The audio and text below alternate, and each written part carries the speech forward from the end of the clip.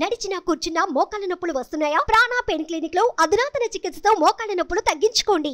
నమస్తే, welcome to మనం TV. మనం ఉన్నది మన కోసం. నేను వలి. ప్రస్తుతం స్టూడియోలో ఉన్నారు ప్రముఖ పొలిటికల్ అనలిస్ట్ చందు శ్రీనివాస్ గారు. వారితో మాట్లాడదాం. చందు గారు నమస్తే సార్. నమస్కారం వలి గారు. చందు గారు, జనసేన అధినేత పవన్ కళ్యాణ్ గారు ప్రధాని మోదీ గారికి ఒక లేఖ రాశారు.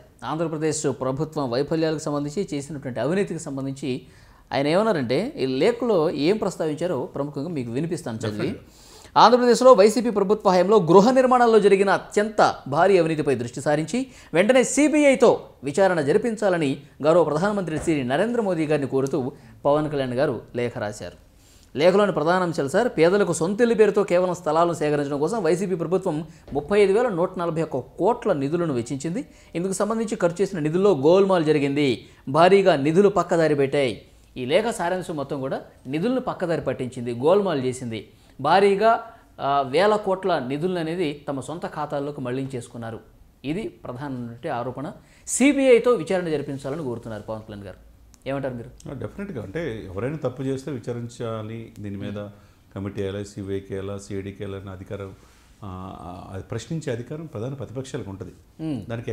దానికి వివరణ ఇవ్వాల్సిన బాధ్యత కూడా అధికార పక్షానికి ఉంటుంది. ఇదేంటంటే ఫస్ట్ టైం చాలా రోజుల తర్వాత ఆయన బహిరంగానే వారాహి 1, 2, 3లో ఆరోపిస్తున్నాడు ఎక్కడెక్కడ అవినీతి అయిపోయింది, ఎక్కడ ప్రభుత్వ నిధులు. కానీ ఇంతకుముందు ఎప్పుడు కూడా నేరుగా ప్రధానికి, రాష్ట్ర ప్రభుత్వానికి సంబంధించిన ఈ గోల్మాల్ అవినీతికి సంబంధించి ఒక లేఖ డైరెక్ట్గా ప్రధాని గారికి రాయటం ఇప్పుడే రాయటం, ఎందుకంటే ఇది ఎలక్షన్ టైంలో ఇది రాయటం కూడా మనం ఒకటి దీన్ని పరిగణలోకి తీసుకోవాలి. 13 పాయింట్లతో సుదీర్ఘంగా రాసినట్టున్నారు. దీంట్లో ఇళ్ళ ఇదేంటంటే ప్రతి ఒక్కరికి ఇల్లు ఇవ్వటం అనేది ఒక ఇదనేది 30 లక్షల ఇల్లు పూర్తి చేస్తాను అని చెప్పేసి ప్రామిస్ చేశారు. అవును అవును. అది ఎంతవరకు పూర్తి చేశారంటే ఆ దిశగా ముందుకు వెళ్ళాలి. ఇంకో 3 నెలల్లో అధికారం కూడా అయిపోతుంది. ఈ టైంలో వాళ్ళు వాగ్దానాలు నిర్వర్తించారంటే కొంతమేరకు నిర్వర్తించారు కాబట్టి, లేకపోతే పూర్తిగా నిర్వర్తించలేకపోయారు, పూర్తి చేయలేకపోయారు. ఇదే సమయంలో భూముల సేకరణలో మడ భూముల్ని, నిరుపయోగమైన భూముల్ని ఎక్కువ రేట్లు పెట్టి కన్సల్ట్ ఎమ్మెల్యే ద్వారా సేకరించారనేది ఆరోపణలు ఉన్నాయి. గతంలో కూడా చేశారు. ఇప్పుడు కూడా సవివరంగా ఎన్ని కోట్ల రూపాయల అవినీతి జరిగింది, ఇలా జరిగితే ఎట్లా అనేది సెంట్రల్ గవర్నమెంట్ కూడా కొద్దిగా, పూర్తిగా రాష్ట్ర ప్రభుత్వాలు ఇది చెయ్యం, సెంట్రల్ కూడా కొద్దిగా నిధులు వస్తుంది. కాబట్టి ఇప్పుడు సెంట్రల్ కూడా దీని మీద విచారించాల్సిన అవసరం ఉందనేది ఆయన మోడీ గారికి రాయటం. సిబిఐ ఎంక్వైరీ చేయండి, ఇంత అవినీతి గతంలో ఏ ప్రభుత్వాలు చేయలేదనేది పవన్ కళ్యాణ్ గారు ఆరోపిస్తున్నట్టుగా. నిజంగా ప్రతి ఒక్కరికి ఆంధ్రప్రదేశ్లో పౌరులు మిమ్మల్ని ఓట్లేసి గెలిపించారు కాబట్టి, మీకు మంచి సీట్లు ఇచ్చారు కాబట్టి వాళ్ళకి చెప్పాల్సిన బాధ్యత కూడా. అంటే కేవలం రాజకీయ ఆరోపణలుగానే చూసే పరిస్థితి ఉంటుందంటారా? నిజంగా సిబిఐ దర్యాప్తుకు ఆదేశించే పరిస్థితి అసలు ఉంటుందా? డెఫినెట్గా ఉంటుందండి. సెంట్రల్ గవర్నమెంట్ చేతిలో ఉంటుంది. రాజకీయ ఆరోపణలు అంటే పొలిటికల్ పార్టీలు లేఖలు ఎన్నో రాస్తాయి, కానీ సిబిఐ విచారణతో జరిపించండి ఆదేశాలు ఇచ్చే పరిస్థితి అసలు ఎక్కడ? మీరు అట్లా అనుకుంటే సార్, జగన్మోహన్ రెడ్డి గారికి ఈ కేసుల విషయంలో దాదాపు 16 నెలలు జైలు ఒక్క లెటరే. శంకర్రావు అని చెప్పి మాజీ ఎమ్మెల్యే, తెలంగాణకు చెందిన వ్యక్తి, ఆయన సిబిఐ కాంగ్రెస్ ఉంది కాబట్టి రాసింది. ఆ లెటరే కదా ప్రభావితం చేసింది. ఈ లెటర్లు ఎప్పుడు ఎలా ఉంటుందో తెలియదు. అప్పుడు తప్పు చేయనాడు నిరభ్యంతరంగా ఉంటాడు, తప్పు చేసినాడు భయపడతాడు, దానికి ఎక్స్ప్లెయిన్ చేసుకోవాల్సిన అవసరం ఉంటుంది. అదే కేసులు ఇప్పటికీ కూడా 35 కేసులు దాంట్లో భాగంగా నడుస్తున్నాయి. ఈడీ 42,000 కోట్లు ఆయన ఆస్తులు అటాచ్ చేసిన, క్రిమినల్ కేసులు 38 ఉన్నా, ఇవన్నీ కూడా అప్పటి నుంచి కూడా వస్తూ ఉన్నాయి. ఇప్పుడు ఏంటంటే ఈ లెటర్ రాయటం ఏంటంటే, మీరు అన్నట్టు ఇప్పుడు ఇన్నాళ్ళు లేనిది ఇప్పుడు ఎందుకు వచ్చేది అని అనుకోవచ్చు. ఇన్నాళ్ళు లేనిది కాదు, ప్రధానంగా ప్రతిపక్ష పాత్ర పోషిస్తున్న ఒక ఎమ్మెల్యే కూడా కానీ ఆ వ్యక్తి, ఆ ఎమ్మెల్యేని కూడా వైసీపీ లాకెళ్ళినా నిరంతరం ప్రజాక్షేత్రంలో ఉండి పోరాడుతుంది పవన్ కళ్యాణ్. అది వారా 1, 2, 3 ద్వారా మనం చూసాం. దాదాపు 60 రకాల క్వశ్చన్లు అడిగారు. ఈయనే కాదు, వాలంటరీ వ్యవస్థ లోపాలు అడిగారు. దాదాపు 30,000 మంది పిల్లలు అదృశ్యం అయిపోయిందని చెప్పారు. రాజమండ్రి కేంద్రంగా బియ్యం అక్రమ రవాణా వేరే దేశాలకు వెళ్తుందని చెప్పాడు. మద్యం వేర్లైపోతుందన్నాడు. 30,000 కోట్ల అవినీతి జరిగింది మద్యం అన్నాడు. ఎలక్షన్ కోసం అట్టి పెట్టారన్నాడు. కాగు నివేదిక ప్రకారం 1,00,000 కోట్ల రూపాయలు పక్కకి వెళ్ళిపోయింది అంటున్నారు. అప్పులు 2.5 లక్షల కోట్ల నుంచి 10 లక్షల కోట్లకి వెళ్ళింది అన్నారు. ఇవన్నీ కూడా దీంతో పాటు బైజూస్, టోఫెల్, చిన్నపిల్లలకి 8th క్లాస్ వాళ్ళకి టోఫెల్ సెక్షన్ అని చెప్పి ఇవన్నీ చిన్న పెద్ద పెద్ద స్కామ్లు అండి. మామూలు స్కామ్లు చెప్తున్నారు, దేంట్లో కూడా విచారణ జరగట్లేదు కదా, అవినీతి జరిగిందని చెప్పట్లేదు కదా, ఆరోపిస్తున్నారు. ఆరోపించింది ప్రజల్లో ఒక ఆలోచన కలిగజేస్తున్నారు. దీంట్లో పర్టికులర్గా విత్ ఎవిడెన్స్తో సహా ఇయర్ వైజ్ 13 పాయింట్లో కూడా ఎన్ని కోట్ల రూపాయల అవినీతి జరిగింది. ఇది చాలా పెద్ద స్కామ్ దేశంలోనే.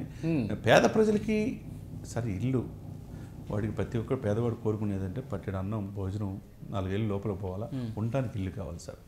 ఇది కూడుగుడ్డ అన్నట్టుగా ఉండటానికి నివాసం. అది కూడా దాంట్లో కూడా అవినీతి జరగటం అంటే చాలా దారుణం కదా. ఇది అందరూ చూస్తుంటారు కదా సార్. కాబట్టి ప్రధాన ప్రతిపక్షాలు ఏంటంటే ఈ ముఖ్యమంత్రి జగన్మోహన్ రెడ్డి గారిని గద్దె దించాలి అంటే ఆయన 175 అని చెప్పి ఆయన వెళ్తున్నాడు, అభ్యర్థులు మారుతూ 175 అని అభ్యర్థులు మారుస్తూ వెళ్తున్నాడు. వీళ్ళేంది అభ్యర్థులు ఎందుకు మారుస్తున్నాడు, మంత్రులు మీరు ప్రజాక్షేత్రంలో పథకాలు ఇస్తే ఎందుకు మార్చాల్సిన అవసరం ఏముందని చెప్పేసి వీళ్ళు అడుగుతున్నారు. అదే సమయంలో వీళ్ళు నిరూపించాల్సిన బాధ్యత కూడా ఉంది. యాక్చువల్గా ఇప్పుడు లెటర్ రాశారు, పవన్ కళ్యాణ్ గారు లెటర్ రాశారు, ఆయన ఎన్డీఏలో భాగస్వామి పక్షం ఏది జనసేన. ఇప్పుడు ఆంధ్రప్రదేశ్లో బీజేపీ వస్తుందా లేదా, లెటర్ అయితే రాశారు, ప్రధాని గారితో మంచి సఖ్యత ఉందని చెప్తూనే ఉన్నారు. ఇప్పుడు వస్తుందా లేదా బీజేపీ అని చెప్పండి. అంటే వస్తుందంటే బీజేపీ రావడం అంటే కలిసి పోటీ చేస్తుందా లేదా, అధికారంలో వస్తుందా లేదా అనేది, కాదు కదా, అధికారంలో భాగస్వామ్యం చేసుకుంటుందా లేదనే మీ డౌట్ ఏంటి? కలిసి పోటీ చేస్తున్నారా లేదా? డెఫినెట్గా 3 పార్టీలు కలిసే పోటీ చేస్తున్నాయి, నో డౌట్ అట్ ఆల్. ఎవరికి వద్దన్నా అవునన్నా కాదన్నా ఆల్రెడీ అయిపోయింది. అది పవన్ కళ్యాణ్ గారి ద్వారా జరుగుతుంది. ఈ వారంలో ఫస్ట్ వీక్లో సంక్రాంతికి ముందే శుభవార్త ఆంధ్రప్రదేశ్ ప్రజల్లో అన్ని పార్టీలకి అది ఒక రకంగా జగన్మోహన్ రెడ్డి గారికి ఇబ్బందికరమైన విషయం. ఇప్పుడు వరకు స్నేహాస్తం అందిస్తున్న ఆ పార్టీకి అవకాశం లేదు. ఇప్పటి వరకు స్నేహాస్తం ఉందంటారా?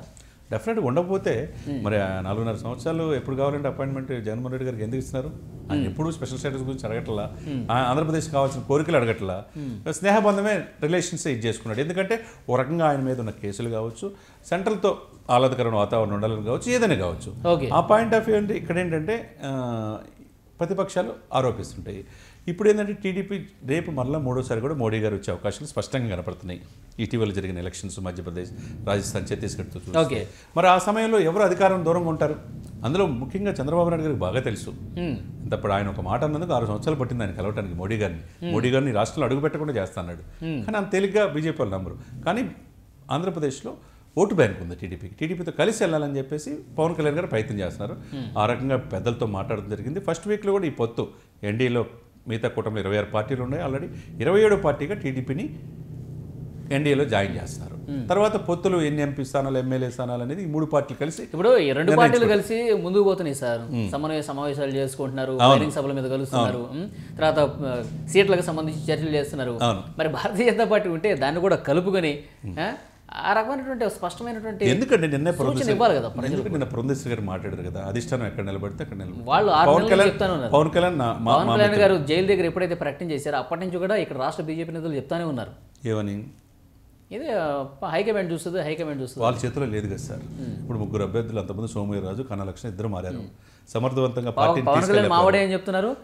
టీడీపీతో కలుస్తామా లేదన్నది హైకమాండ్. ఇప్పుడు ఒకటే సార్, అది వాళ్ళు ఏంటంటే పక్కనున్న తెలంగాణ రాష్ట్ర ఎలక్షన్స్ కోసం మొన్నటిదాకా ఆగారు. ఇది అయిపోయింది. ఇప్పుడు వాళ్ళకి దక్షిణ భారతదేశం మీద దృష్టి ఉన్నది. ఇక్కడ కర్ణాటక, ఇక్కడ తెలంగాణ, ఇక్కడ ఆంధ్రప్రదేశ్, ఈ 3 రాష్ట్రాలు చాలా కీలకం.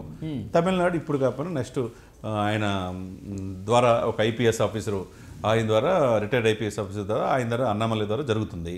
అక్కడ ఎమర్జీ అవ్వడానికి కొద్ది టైం పట్టచ్చు. కానీ ఈ 3 రాష్ట్రాల్లో ఒక్క సీటు కూడా, ప్రతి సీటు మీద వాళ్ళు కాన్సన్ట్రేషన్ చేస్తారు. ఎవరు వచ్చినా వాళ్ళకి మద్దతు తెలియజేస్తూ చూసుకుంటారు.